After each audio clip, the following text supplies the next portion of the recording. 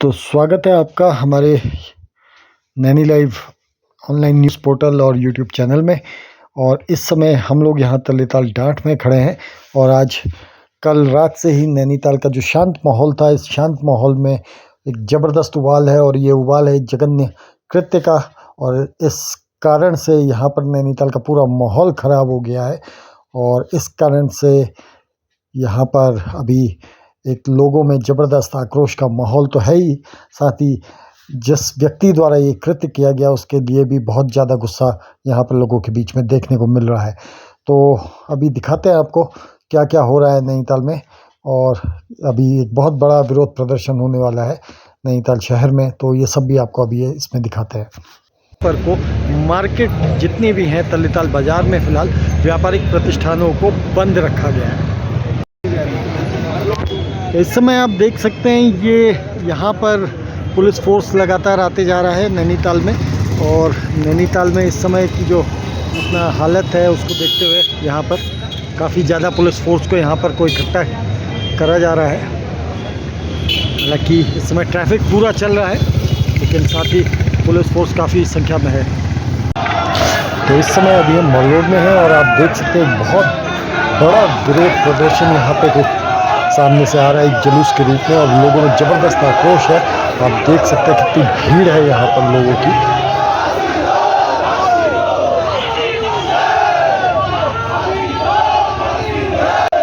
और तलेताल बाजार होते हुए अब ये जुलूस सीधे कमिश्नर के माध्यम से एक ज्ञापन यहाँ पर सौंपा जाएगा मुख्यमंत्री उत्तराखंड को।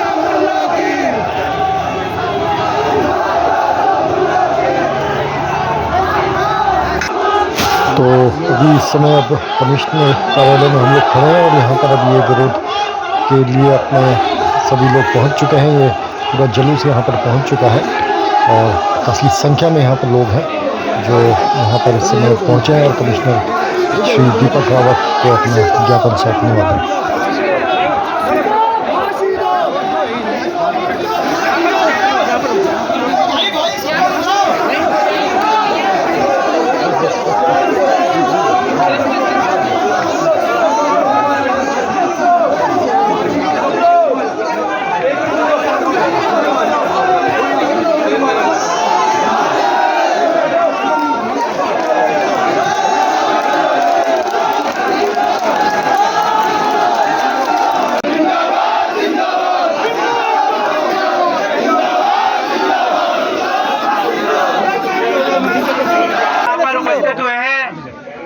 दरिंदगी के खिलाफ जिसमें एक 12 वर्षीय बालिका का रेप एक 65 वर्ष के बुढ़े द्वारा किया गया, किस प्रकार की मानसिकता और किस प्रकार का इनका समाज ये प्रदर्शित करता है। और आज हम जब यहाँ पर कमिश्नरी में पहुंचे, आप सब लोग इतनी भारी मात्रा में पहुंचे हैं, तो हम लोग यहाँ पर क्यों आए हैं, उसका प्रयोजन क्या है और ये ज्ञापन में क्या लिखा है, एक बार मैं आपको पढ़ के सुना रहा हूँ। हमने इस ज्ञापन को प्रेषित किया है अपने कुमाऊं आयुक्त को, माननीय मुख्यमंत्री जी को हम ये भेज रहे हैं कुमाऊं आयुक्त जी के द्वारा। इसमें हमने लिखा है, नैनीताल की जागरूक एवं सजग जनता की ओर से यह गंभीर चिंता प्रकट की जाती है कि हाल ही में एक 12 वर्ष की मासूम बालिका के साथ दुष्कर्म हुआ है। यह न केवल मानवता को झंझोर देने वाला विषय है बल्कि क्षेत्रीय सुरक्षा, सामाजिक समरसता और कानून व्यवस्था पर भी गंभीर प्रश्न चिन्ह है। प्राप्त जानकारी के अनुसार अपराधी लगभग 65 वर्ष का है और यह दुर्भाग्यपूर्ण घटना है जो हमारे समाज और हमारी संस्कृति को भी नष्ट कर रही है। उसके बाद हमने कुछ मांगे मांगी है प्रशासन से, तो वो मांगे क्या है। सबसे पहला, नैनीताल क्षेत्र में निवास कर रहे सभी बाहरी व्यक्तियों का गहन सत्यापन चलाया जाए, विशेषकर विशेष समुदाय के लोगों का जो किराएदार, मजदूर अथवा अस्थायी व्यवसायों से जुड़े हैं, ताकि किसी भी संदिग्ध तत्व की पहचान की जा सके। इसलिए हमने इसमें जो यदि लिखा है, मैं कह रहा हूं कि जिले में रह रहे रोहिंग्या, बांग्लादेशी अथवा पाकिस्तान मूल के व्यक्ति अवैध रूप से निवासरत हैं तो उनकी पहचान कर तत्काल उन्हें भगाया जाए, अन्यथा बालिका के साथ दुष्कर्म करने वाले अपराधी के विरुद्ध न केवल कठोरतम दंड कार्रवाई हो, उसकी संपत्ति, क्योंकि रुकुट में है, तो रुकुट में जो उसकी संपत्ति है उसको तोड़ने का भी ऑर्डर किया जाए, क्योंकि उक्त अपराधी पूर्व में भी आपराधिक गतिविधियों में संलिप्त रहा है, फिर भी उसके विरुद्ध कार्रवाई नहीं हो पाती है। इसलिए उसके जितने भी पुराने मामले हैं उनकी भी जांच की जाए। विगत कुछ समय से यह प्रवृत्ति देखी गई है कि विशेष समुदाय से जुड़े लोग नैनीताल के मुख्य व्यापारिक क्षेत्रों में अत्यधिक दाम देकर बड़ी संख्या में दुकानों को एवं संपत्तियों को खरीद रहे हैं, जो भविष्य में स्थानीय व्यापारिक संतुलन और डेमोग्राफिक चेंज का भी बहुत बड़ा कारण बनने वाला है। अतः इस आर्थिक गतिविधि के स्रोत तथा उसके पीछे संभावित संगठन जो है उनको भी ढूंढने का प्रयास करें। हम लोग सब लोग जानते हैं, आपस में हम लोग बात करते होंगे, कुछ ही जो स्थानीय यहाँ के विशेष समुदाय के जो लोग हैं वो इन सबको बढ़ावा दे रहे हैं और किस प्रकार से उसको उठाने की कोशिश कर रहे हैं। हम सब जानते हैं, नाम भी जानते हैं सब एक दो लोगों के, तो उनकी भी जांच कराई जाए और उनको पकड़ के उनसे पूछा जाए कि क्या होना है। क्योंकि देखिए आज ये घटना हुई है, कल शाम भी जिस प्रकार का आक्रोश था, तो मुझे लगता है कि कल को अगर कोई ऐसी घटना और हुई तो आक्रोश मुझे लगता नहीं है रुक पाएगा और कोई बहुत बड़ी घटना ना हो जाए। इसलिए उससे पहले ही इन लोगों को, जो संदिग्ध लोग हैं, उनको पकड़ के उनकी जांच होनी चाहिए। उक्त घिनौने कृत्य से जुड़े सभी व्यक्तियों एवं उनके समूहों की भूमिका की जांच होनी चाहिए। नैनीताल क्षेत्र के सामाजिक, सांस्कृतिक एवं आर्थिक दृष्टिकोण से सुरक्षित बनाए रखने हेतु एक विशेष निगरानी समिति का गठन किया जाए, जिसमें प्रशासन, पुलिस विभाग एवं स्थानीय मूल निवासियों के प्रतिनिधि शामिल हो, जो समय समय पर क्षेत्रीय गतिविधियों पर निगरानी रखें। जिन मकान मालिकों अथवा संपत्ति स्वामियों ने बिना सत्यापन के बाहरी व्यक्तियों को किराए पर स्थान उपलब्ध कराया है, उनके विरुद्ध दंडात्मक कार्रवाई होनी चाहिए। इसमें हम कह रहे हैं कि जो स्थानीय युवाओं के रोजगार अवसर सुरक्षित करने हेतु दुकान, वेंडिंग जोन और अन्य व्यवसाय जैसे टैक्सी, इन पर भी हमारे लोकल के लोगों को प्राथमिकता दी जाए और नैनीताल की मौलिक सांस्कृतिक पहचान, लोक जीवन और सामाजिक संतुलन की रक्षा हेतु नैनीताल को संवेदनशील सांस्कृतिक क्षेत्र घोषित किया जाए। उन तत्वों पर कड़ी साइबर निगरानी रखी जाए जो कि हम लोगों को, प्रशासन को अपना विरोध प्रदर्शन करना है। हम लोगों के द्वारा, देखिए हम लोग सब यहाँ रहते हैं, ठीक है, जो घटना हो गई कल हो गई, अब हमें शांतिपूर्ण तरीके से अपने लोगों को अपील करनी है, अपने लोगों से बात करनी है। इस मुद्दे को इतने आसानी से, ये केवल एक बच्ची के रेप का विषय नहीं है, हमारी अस्मिता का विषय है। और ये बार बार, एक आप लोगों को बाइक टैक्सी वाले जितने लड़के होंगे यहाँ पर वो जानते हैं, एक यहाँ बाइक चलाने वाला एक व्यक्ति हुआ करता था जो महिलाओं को 30 रुपए में बिटला छोड़ता था, 20 रुपए में सूखा ताल छोड़ता था, फिर वो 100 रुपए में उसको काला ढूंगी भी छोड़, केवल महिलाओं के लिए उसने ये सुविधा उपलब्ध करा रखी थी और किसी को नहीं छोड़ता था, वो केवल महिलाओं को। फिर एक दिन उसको भी पकड़ा, उसकी बाइक भी पकड़ी, उसको भी बंद करा। तो ऐसी कई सारी विषय हैं, तो हम सभी लोगों को साथ रहना है। अभी कुछ ही देर में माननीय कमिश्नर साहब आने वाले हैं। 2-3 सिपाही ऐसे हैं जो यहाँ अराजकता को फैला रहे हैं। बिल्कुल, इस बात को कहना चाह रहा हूँ और कोई डर और कोई भय से नहीं कह रहा हूँ और मैं जोश में कह रहा हूँ। इस बात को बहुत लंबे समय से देख रहे हैं, लेकिन इसके बाद भी नहीं है। मैं आज आपसे खुले रूप से कहना चाह रहा हूँ कि यदि इस आक्रोश को आज आपने नहीं रोका तो इसके बाद ये आक्रोश जो आपका आरोपी है उसकी सारी बातें भी हम आपको बता रहे हैं। इससे पहले हमारे अध्यक्ष ने उसकी सारी बातें आपको बताई। वो जो नैनीताल का नंबर 1 क्लास का ठेकेदार उसमें आगे अधिकारी साझा रहे हैं। नैनीताल के अंदर करोड़ों के काम चल रहे, कौन देने वाला है? यहाँ के स्थानीय युवा बेरोजगार है, उसे रोजगार क्यों नहीं मिल रहा भाई? उसको यहाँ के युवा, उसको यहाँ के पैसा दे रहे हैं। जिस स्थान पर घर है वो अवैध रूप से उसका घर बना गया है। आप एक गरीब आदमी का घर नोटिस देकर पूरा प्राधिकरण चला जा रहा है, उसके घर क्यों नहीं जा रहा हूँ? यहाँ पर उसका घर जाने में क्या दिक्कत है?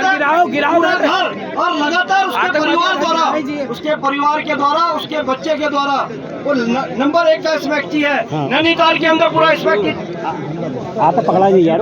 उसके परिवार की अगर आप जांच करेंगे आपको मुन्ना भाई MBBS मिलेंगे।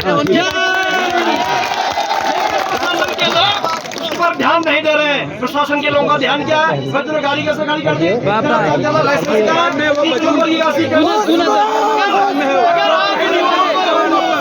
आप इन युवाओं को गाड़ी नहीं चलाने दोगे तो ये भी कानून में यही हरकतें करेंगे, जिसके घर में ये भी सारी हरकतें यही करेंगे क्योंकि आप सब मजबूर कर रहे हैं। मैं आज इस मंच के माध्यम से बहुत ज्यादा बातें न कहते हुए लोगों के आक्रोश को पहचानिए। इसके बाद यदि नैनीताल में फिर पुनरावृत्ति हुई तो लोगों को घर से लेकर के आएंगे, ग्राहक जी से करेंगे। ये ऐसा इसलिए नहीं आप हमारे सचिव भी हैं, आप आयुक्त भी हैं, और नैनीताल के लिए जो आपने किया है जिलाधिकारी रहते हुए, हम उस चीज को नहीं भूल सकते हैं। और आप तो उम्मीद करते हैं स्वतः संज्ञान लेकर उस आरोपी के परिवार के घर में बुलडोजर चलवाएं, और जो नैनीताल के हमारे टैक्सी भाई, नैनीताल के हमारे फुटपाथ वाले और नैनीताल के हमारे जो लोकल के हिंदू भाई, सब सीधे सीधे हिंदू वाली लड़ाई हो गई है, इसको संज्ञान में लेते हुए हम आपको ज्ञापन करते हैं। आयुक्त महोदय से गर्भवत अनुरोध भी है कि जिस प्रकार से एयरपोर्ट के अंदर अपना अवैध घर बनाया हुआ है, उसके घर पर इतनी बड़ी कार्रवाई की जाए कि आने वाले समय उसकी क्रिया भी याद करें और ऐसे आरोपित करने से डरे, उसके घर को बुलडोजर से ध्वस्त किया और घरों को भी देखना।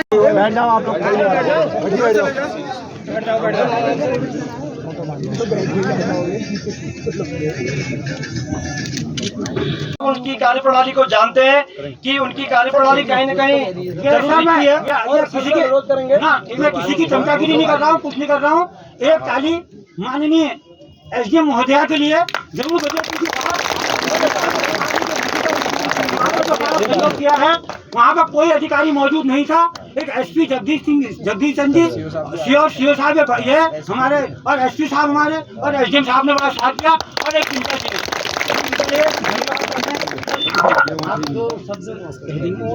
नहीं, मैं ये कहना चाहूँगा, आपका ज्ञापन मुझे मिला है और कल जो घटना हुई है उसका पुलिस ने संज्ञान लिया और उसमें अभियुक्त की गिरफ्तारी हो गई।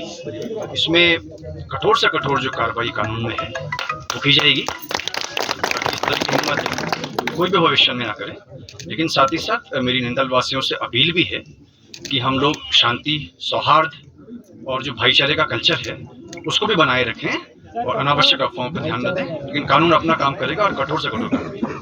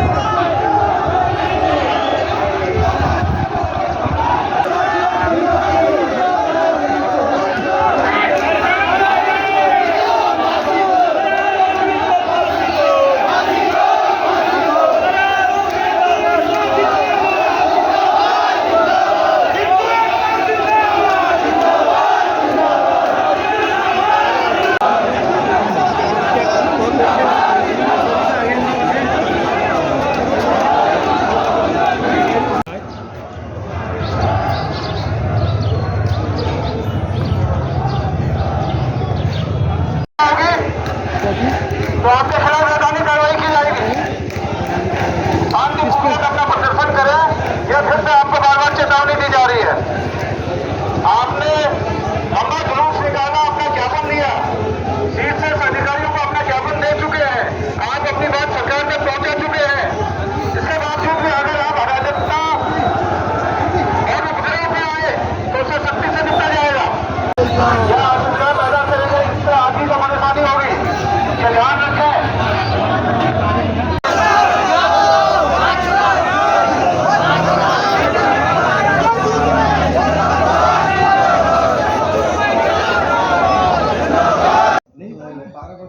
नाबालिग के साथ घटना के बाद अन्य लोगों से लगातार हो रहे हैं। तो बीती रात्रि से नैनीताल में ज़बरदस्त आक्रोश का माहौल है।